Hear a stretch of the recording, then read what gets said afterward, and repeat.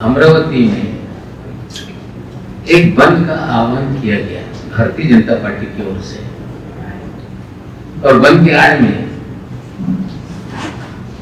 सुनियोजित तरीके से दंगे भड़काने का काम किया गया। भारतीय जनता पार्टी के पूर्व मंत्री श्री अनिल बोंडे, भारतीय जनता पार्टी के सभी नेता,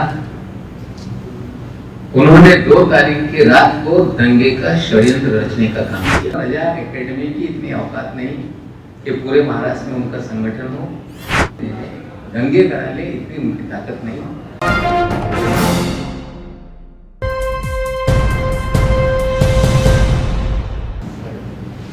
कुछ मुस्लिम संगठनों ने बंद का आह्वान किया था।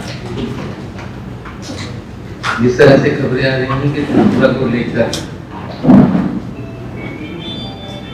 ये मुस्लिम संगठनों ने बंद का आह्वान किया था। हमारी जानकारी है कि 2 विषय को लेकर ये बंद लोगों ने किया था। एक जो मोहसिन रजा है, जो प्रॉफेट मोहम्मद के जीवनी को लेकर उन्होंने कोई किताब लिखी, आपत्तिजनक है, लोगों में बड़ा गुस्सा है। ये 2 विषय को लेके मुस्लिम संगठनों ने कुछ बंद का आह्वान किया, जिसको लेके मुस्लिम इलाकों में बंद रहा और राज्य के 3 शहरों में कुछ पथराव की घटना हुई, जिसमें विशेषकर नांदेड़, मालेगांव और अमरावती शहर में इस तरह की घटना हुई और पुलिस ने उसको पूरी तरह से नियंत्रित किया। जिन लोगों ने ये घटना अंजाम दी थी या इसमें जो लोग इन्वॉल्व थे पत्थरबाजी में या हुल्लड़बाजी में, पुलिस पे पथराव किया लोगों ने, ऐसे सभी लोगों को लेकर पुलिस ने एफआईआर दर्ज करके गिरफ्तारी शुरू करने का काम किया है। एक खबर आई कि मालेगांव में राष्ट्रवादी कांग्रेस पार्टी के एक नगर सेवक में भी एफआईआर दर्ज हुआ है। उसमें सच्चाई ये है कि 2014 में जो मुफ्ती साहब आज वहां के एमएलए हैं, 2019 में चुनाव जीते हुए एमआईएम से, उससे पहले वो जन स्वराज पार्टी के विधायक थे और 2014 के चुनाव में उन्होंने राष्ट्रवादी कांग्रेस पार्टी के सिंबल पे चुनाव लड़ा था। 2017 में जब महानगर पालिका के चुनाव हुए तो उनके साथ जो नगर सेवक या उनके साथी पार्टी में आए थे, वो हमारी पार्टी से उन्होंने चुनाव लड़ा। और जब मुफ्ती साहब कांग्रेस और राष्ट्रवादी कांग्रेस पार्टी का गठबंधन हुआ, मालेगांव की विधानसभा सीट कांग्रेस पार्टी को छोड़ी गई, शेख रशीद साहब कांग्रेस के उम्मीदवार थे, तो मुफ्ती इस्माइल ये पार्टी छोड़कर एमआईएम में चले गए और सारे नगर सेवक उनके साथ एमआईएम में गए, जिसके ऊपर एफआईआर दर्ज हुआ है। वो राष्ट्रवादी कांग्रेस पार्टी का कागज पे भले नगर सेवक हो, लेकिन पूरा उनका गुट एमआईएम में चला गया और वो एमआईएम के नगर सेवक हैं। लेकिन शुक्रवार के बाद शनिवार को अमरावती में एक बंद का आह्वान किया गया भारतीय जनता पार्टी की ओर से और बंद के आड़ में सुनियोजित तरीके से दंगे भड़काने का काम किया गया, जिसे पुलिस ने पूरी तरह से नियंत्रित करने का काम किया। साजिश थी कि पूरे महाराष्ट्र में दंगे भड़काए जाएं और महाराष्ट्र की जनता ने उनके षड्यंत्र को समझा और अमरावती के बाहर इस तरह से कोई भी घटना नहीं हुई। हम महाराष्ट्र की जनता का आभार मानते हैं। साथ ही साथ में अमरावती में कोई समुदाय के बीच में दंगा नहीं हुआ। भारतीय जनता पार्टी के पूर्व मंत्री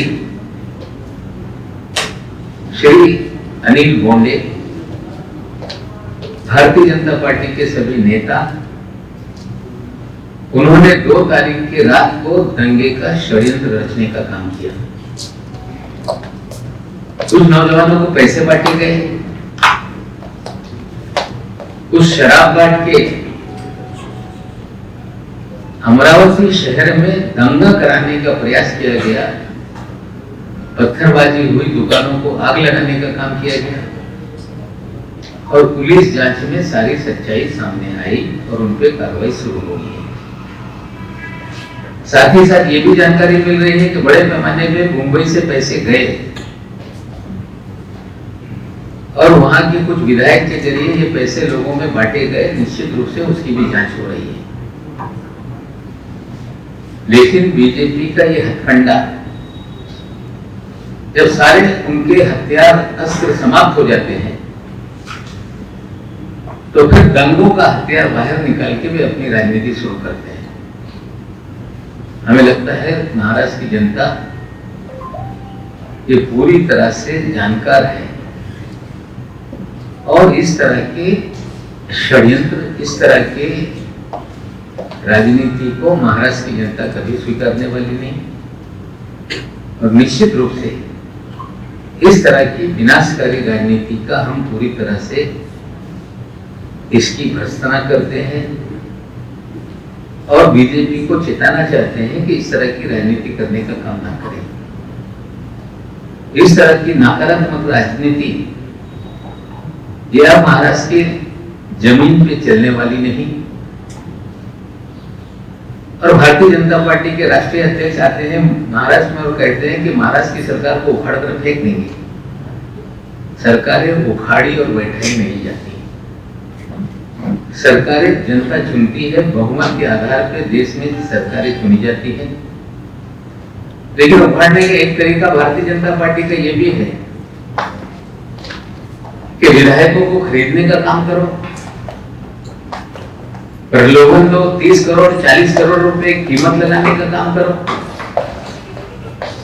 और ये सारा खेल पैसे से खरीदने का लोगों ने गोवा में देखा, कर्नाटक में देखा, मध्य प्रदेश में देखा। एक तस्वीर है, आशीष शेलार रजा एकेडमी के दफ्तर में बैठे थे, अभी आप लोगों को दे दूंगा। शायद ये भी षड्यंत्र का हिस्सा था कि मुझे पता नहीं।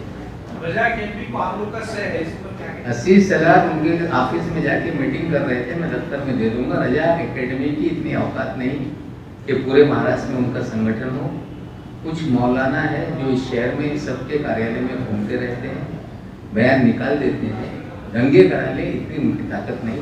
लेकिन रजा एकेडमी के कार्यालय में आशीष शेलार बैठ के मीटिंग कर रहा था, उसकी तस्वीर मैं आपको देता हूँ।